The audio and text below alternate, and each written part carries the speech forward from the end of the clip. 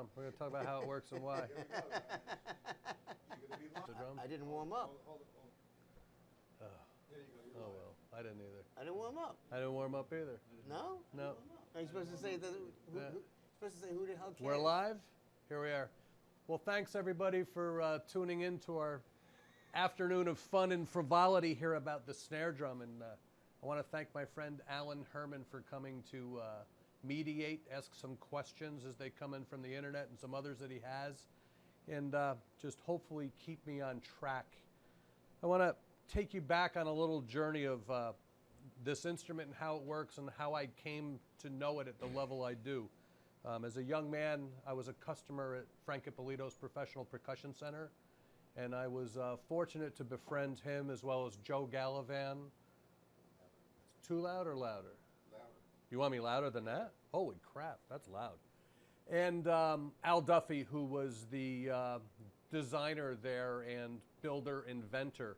Well, maybe what was it about the percussion center that was so famous? I mean, I don't know if anybody's heard about it, but it has a really brilliant reputation. It does.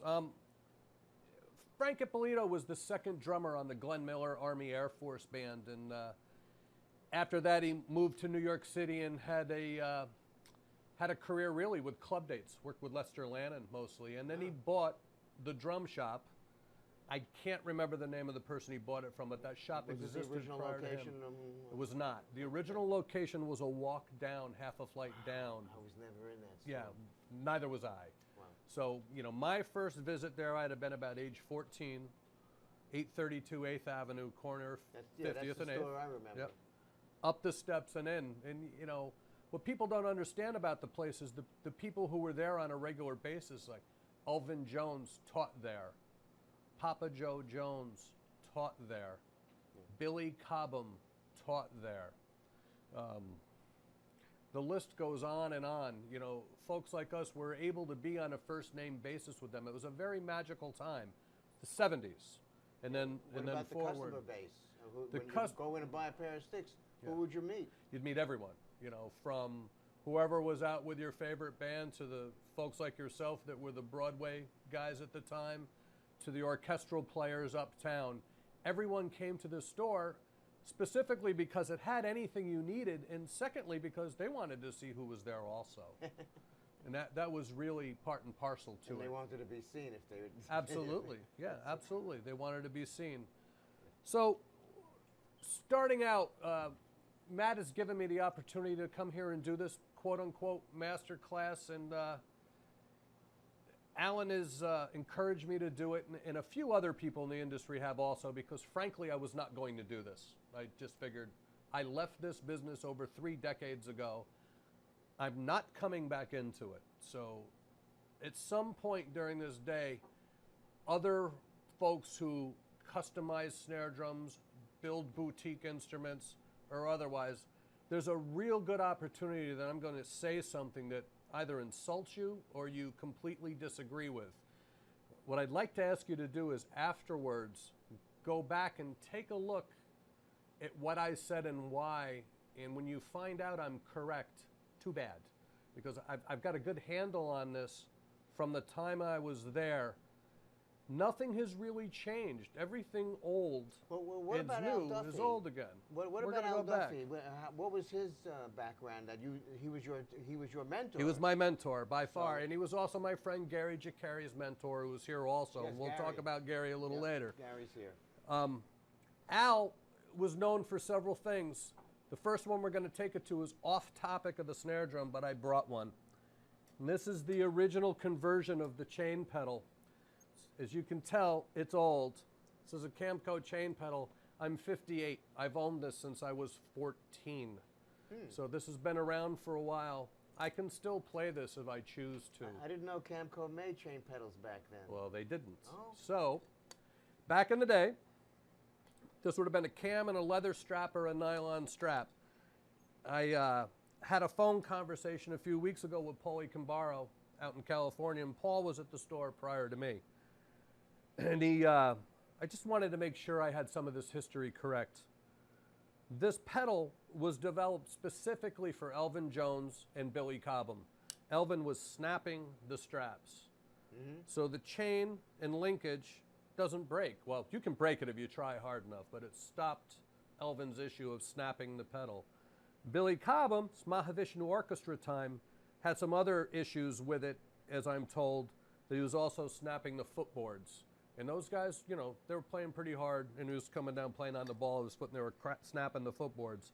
So Al had machined some aircraft aluminum footboards for Billy's pedals. So if you were to get behind Billy's drums and see this pedal, it would not have had a Camco or a Gretsch footboard on it, but it would have been this pedal. Not developed in California.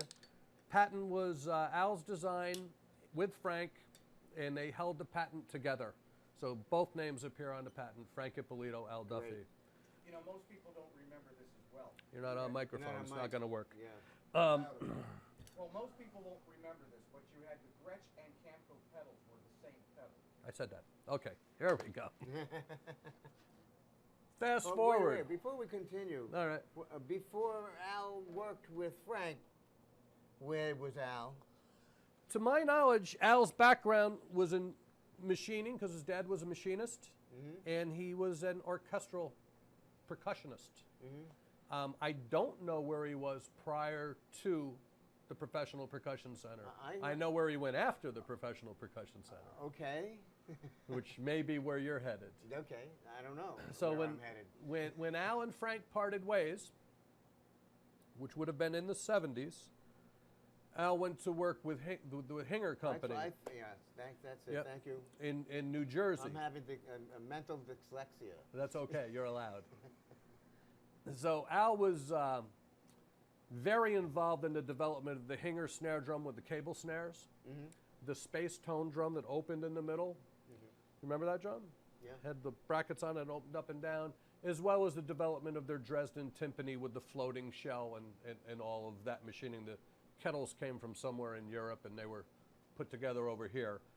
The last knowledge I've had of the Hinger Drum Company, they were in Newburgh, and then I think it dissolved. So I don't believe they manufacture any longer. When Al left there, he moved down to Tennessee and ran the production for the Pearl Drum Company during the time frame that Pearl drums were manufactured and assembled in the United States. And it was a short window of time, and those were Keller shells. Michael's brother? I think. Who, Michael Keller? Michael Keller, yeah. No, they were Robert Keller. Robert Keller. So the Keller drum shells come from Manchester, New Hampshire. Oh, okay. Okay, and those shells were used in the Pearl drums that were made here in the States. The 8-ply maple shell, and the metal work all came from Asia. You know, the rims, the tension casings, that aspect of it. Rods But yeah. But Al set up all of that production here in the country for the time they were here, and Al unfortunately passed at a young age, as did Frank. And Yes. you know, after that, the manufacturing went back overseas to Asia. So you're the only one alive today who has any of that training or knowledge that you got from Al. Gary's got some. There's a few other people with it. Oh, that's right. And Gary. Gary's you got two, it. You two worked together at the Yep. store, basically. That's where you learned it together. Yeah, Paulie can And borrow. I studied with Al Duffy as well. And you studied with Al Duffy, so it was really, you were in the same school at the same time. Yep. And Paul Cambaro also Okay. from California. It's got some background in it. I'm going to give away all of it today, except for a few maybe minute dimensions. I'm going to pass on all of that information to the best of my ability of what we were thinking and doing then, why we were shaping the edges the way we were, why we changed the dimensions of the snare bed, the relationship of the outer diameter of the shell to the flesh hoop, to the head, to the depth of the drum, why this thing does what it does when you strike it with a drumstick. We're not going to really get into how to play it or who plays better than the next guy, who's got the fastest single strokes. I don't think that's part and parcel to what we're talking about, but there's a mystery about a snare drum, especially with young people. They go, I can't get my drum to sound right. Well, it's not rocket science. There's not that much to it. I'm amazed today that there's still so much I'm going to use I don't want to choose the incorrect word here, but there's a lot of bad information still out there. Misinformation. Yeah, misinformation would be the word. And I want to try to knock that out of the way as we go today. Good. Got some great instruments here today. I've asked Alan to bring his. It's a Craviato. The shell is done by a company in Italy as a subcontract. I can't think of the name. It's a few letters. You can Google it and come up with it. It's a marvelous instrument, and it mimics this instrument that's in front of me, which is a 1960-ish. It's a 60 to 63 window Ludwig 400, whatever the hell you want to call it. Brass shell, brass rim, no numbers. One-piece shell, up and down seam. If you go back, older, two-piece shell, silver soldered together at the bead. They're a little more desirable than this drum. These drums are very much the same. There's some boutique guys out there making them. Obviously, there's a Craviato, and there's some other folks that knock this off pretty well too. The reason I wanted Alan to bring is people look at me consistently. If they hear me play and go, I want my drum to sound like yours. I said, well, you're going to have to go spend a little money because it's not a $200 snare drum. This particular drum, the late Andy Zub found for me in a hock shop in Chicago around 1980 when he was out on the road with Engelbert Humperdinck for 45 bucks. Heads were broken, the strainer was broken, and he brought it to me. He goes, I don't know if it's the brass drum or not. Take a look, because it's not the same as mine. There's differences inside. Took it apart, took a rat tail file to an opening where the tension casings were, and it's brass. The rims are obviously brass. It's a marvelous instrument. I never gave him the 45 bucks. He wouldn't take it, so in return, I customized one of his snare drums that he had from that time with Slingerland to a dual throw-off drum, and we'll get into where that came from and why, which has extended snares on it, a la Radio King or Super Sensitive, but no rod through the middle, as well as cable snares like a hanger drum. This is Andy Zub's drum. Gary Jacari is here today because he bought this drum from a collector, and I know whose drum it is because it's the only one I ever made, and I can tell by the end pieces if I made it or not, that does not have a nameplate on it. Every other drum I ever made had the nameplate from the Professional Percussion Center on it, or later the Modern Drum Shop. I modified this drum in my family's garage. I came from the automotive industry. My family owned an 8-bay service facility with chassis dynamometers and wheel alignment in it. I did this back home in Hyde Park, New York on my own time, as to not be stealing time back from my employers. So that was the trade. I modified his drum, and I got this. Fast forward 3 decades plus, my friend Gary owns the instrument. It's a great drum. Andy wanted it because I had done a drum like this as well as a thin one for the fellows in the Chicago Symphony. And this drum came about through a whole nother avenue, and we'll get to that. So let's start. I think we should start first with, we've handled the shop, what it was. If I could say anything to anybody that's watching this, if they want to come up with the history of it, go on YouTube and search Born to Swing, Gene Krupa, Papa Joe Jones. And you're going to come up with a clip that was done of a documentary about Papa Joe and Gene Krupa. And they're going to show a snippet of Papa Joe walking down 8th Avenue and up into the drum shop. And we used to play a lot of jokes back in the day, and this is well before my time. And they did it on this also because the announcer in the documentary just comes out with, and here comes Joe Jones into the store where he's a partner. He wasn't a partner. But Frank would say, yeah, he's my partner. Oh, you kidding? Yeah. Why not? Yeah, he was not a partner. And they show Joe upstairs giving a lesson. And I can't remember the gentleman's name that's in that clip, but I knew him. He was a customer. And Joe is playing on what were Elvin Jones's drums that was in the studio space that was Elvin's. This one snare drum that's here is the snare drum. And this was Elvin's, and it was rebuilt, modified, however you want to verbalize it, by Al Duffy. Now that video, I think, is cut into 3 parts. the 3 different. Yeah. Which I think what you're talking about is in part 2, the second video, the middle one. I don't know. I know I can find it when I can't sleep in the middle of the night and look it up on YouTube. So it's not that hard to find. It's there. So before we turn any of these over, I want to go through the nomenclature of the drum and all the parts and pieces and what you call it and why. There's going to be a lot of young people who are going to watch this and they're going to say, what the heck? That's not what I call that. I want to give you an idea of what you call these pieces. And I have here some pieces that are falling over. Perfect. I don't know. How's this going to go? Am mine? My mic. Okay. My mic is bad. Yeah. Uh-oh. We're on hold, Is it folks. not plugged in? Get Alan, you're plugged in. Shoot. What? I'm plugged in. Talking to the mic. Yeah. Yeah. Hello? Who's Alan? It's the mic. Nah, It's you- the best thing I do. No, it isn't. Talk a little. So, Ah! 1, 2, 1, 2. You got him? Testing. 1, 2. Testing. Anybody hear that?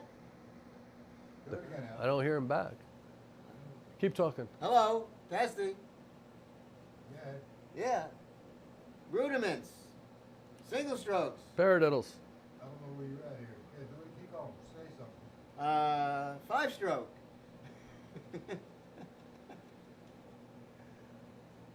Technical it? difficulty. We You need a getting any sign. signal on me at all? We're on hold for technical difficulties. See, shoot, Alan. Just start talking about the, say the national anthem or something. Is this I don't live? know the national anthem. Tim, is this live now? Yeah. Yeah, this is live. It's still live. Yeah. There you go. Yeah, that's it. Give me the whiteboard. And I'll write my questions and responses. Tim, Walt Johnson was the president of Pearl USA. Yes. Walt and Al worked together in several West Coast orchestral orchestras. I know. It was Walt Johnson who approached Al when Al was at. Why don't you come up and speak into his mic? It's all right. We don't have to get into that. Okay, all right. We don't have to get into that. Hold it before you get it. And that's how Al ended up working for. I understand that. What you have to do is sit down. No. We got enough problems. Yeah. Are you up? Do we have I out? don't know. Am I Are we up? back? Frank says it's fine. You were sure? Am I up or am I breathing? You gotta speak just a little louder. That's it. Hey, Huh? there you go. Hey, you know Frank? Frank says you got a good radio voice. I know Frank good. Oh, beats me. What's his last name? We'll find out.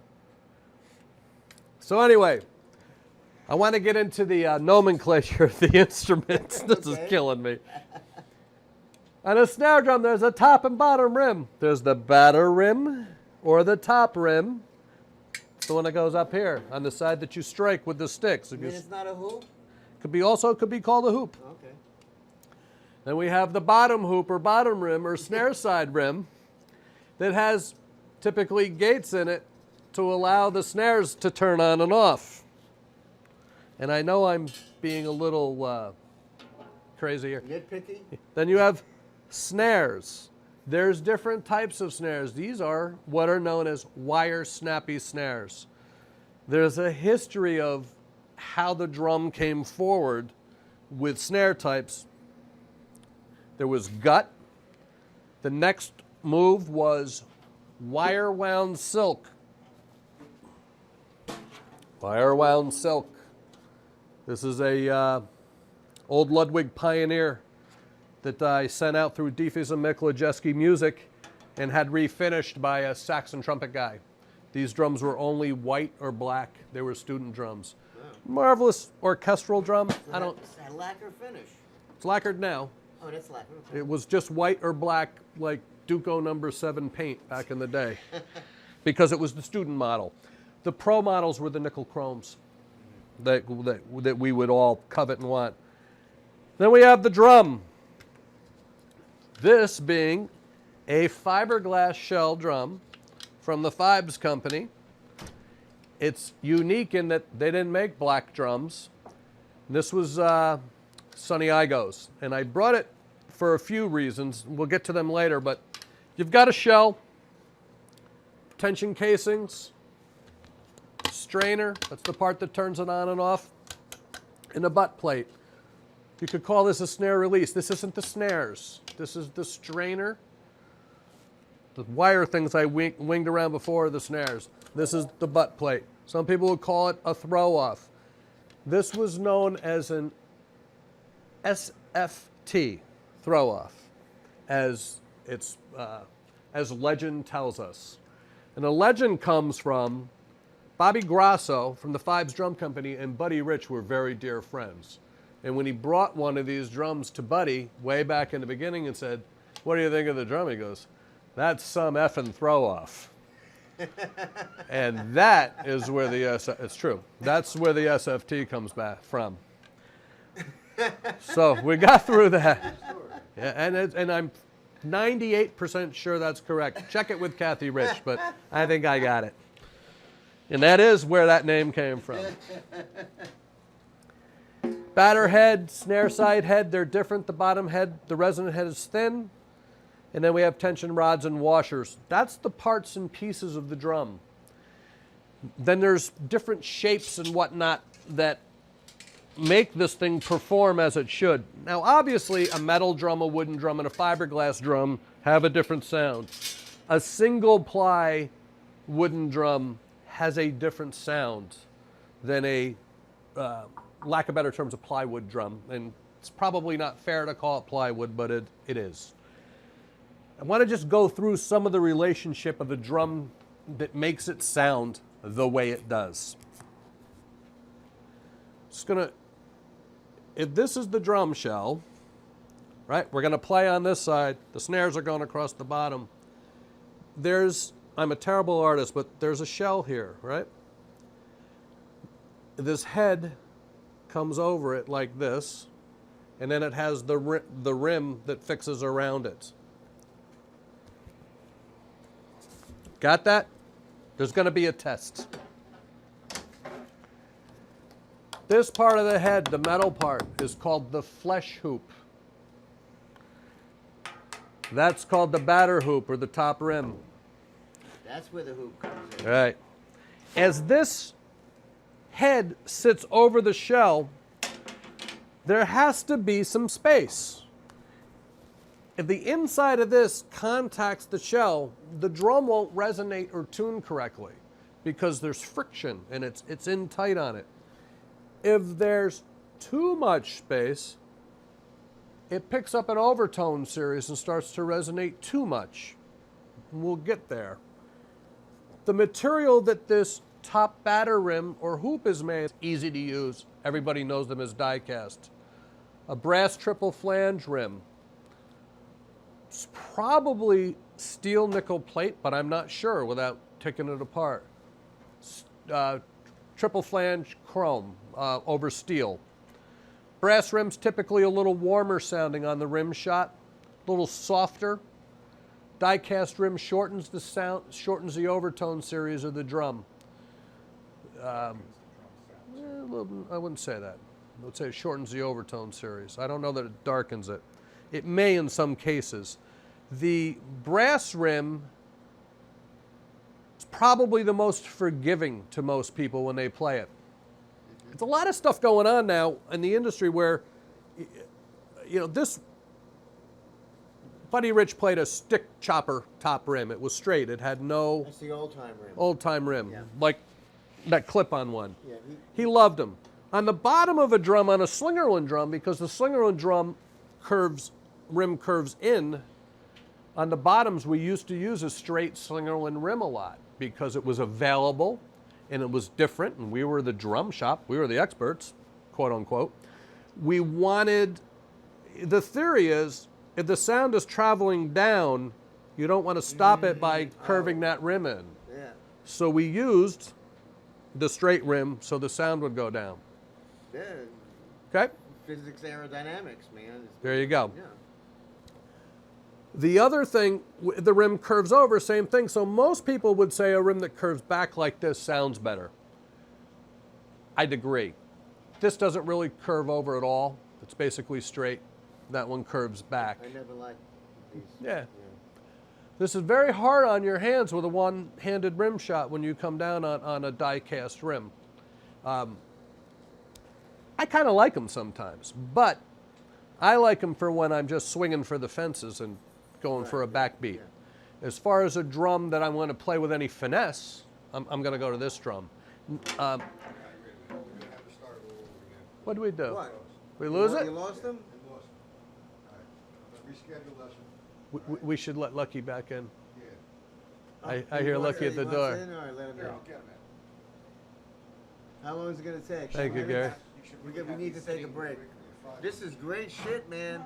I'm learning so much You from should this. really have me sitting here, because there's so much that you're leaving out. I don't care about the guy that No. ran the factory. You could do your own. There you go. Matt, book him. We're already 25 minutes in. Yeah, I mean, there's a lot of material to go over, you know. You got to get to what he thinks is important. I always equated the curved in rim similar to the die cast, kept the sound inward. And the triple flange roof allows the sound. Yeah, I got that. Yeah. I would disagree with your idea about the die-cast rim vehemently. That's why I don't want to do it with both of us, because it'll turn into a pissing contest. No, that's not what this We is don't about. want No, that. this is to facilitate him and his viewpoint. Yeah. It's all about me That's right. It's all about him and Alan. and how I step on him. No, you're doing fine. I want you to stop me like that. Good. I think this was a good idea. Yeah, I'm just trying to make sure you hit the points I think are important for people to hear. No, we're going to get there. But this rim shit, I never really understood why people played that and why I like that so much. And the other impetus behind this way back when, wooden flesh hoop, calf head, this was stiffer. It held